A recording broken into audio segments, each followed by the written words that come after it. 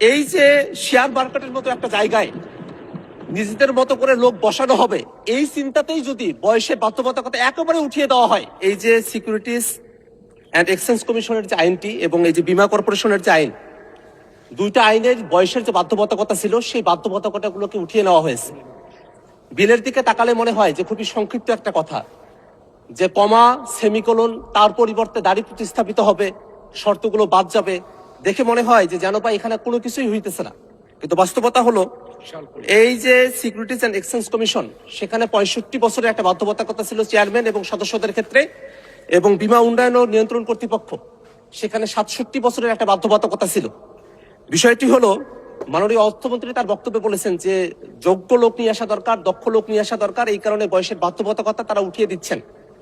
প্রশ্নটা হলো যে এটা কি কোনো ব্যক্তিকে মাথায় রেখে এটা করা হচ্ছে নাকি একটা পলিসিকে মাথায় রেখে এটা করা হচ্ছে? আমাদের যেটা ধারণার বিষয়, যেভাবে বাংলাদেশ ব্যাংকে একটা নিয়োগ হয়েছে, সেভাবে যদি কোনো বিশেষ ব্যক্তিদেরকে মাথায় রেখে এই আইনে বয়সের যে বাধ্যবাধকতা ছিল সেটাকে যদি উঠিয়ে দেওয়া হয়, তাহলে মাননীয় মন্ত্রী যেমন দক্ষ এবং যোগ্য লোকের কথা বলেছেন, সেই জায়গাটাতে কিন্তু একটা কন্ট্রাডিকশন তৈরি করবে।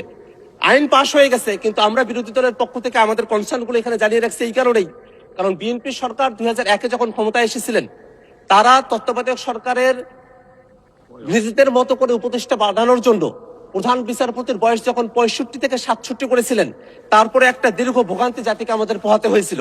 সে জায়গাটাতে এই যে শেয়ার মার্কেটের মতো একটা জায়গায় নিজেদের মতো করে লোক বসানো হবে, এই চিন্তাতেই যদি বয়সের বাধ্যবাধকতা একেবারে উঠিয়ে দেওয়া হয়, সেখানে বয়সের আর কোনো বাড়ি রাখা হলো না, বীমা কর্পোরেশনের ক্ষেত্রে কোনো বাড়ি রাখা হলো না।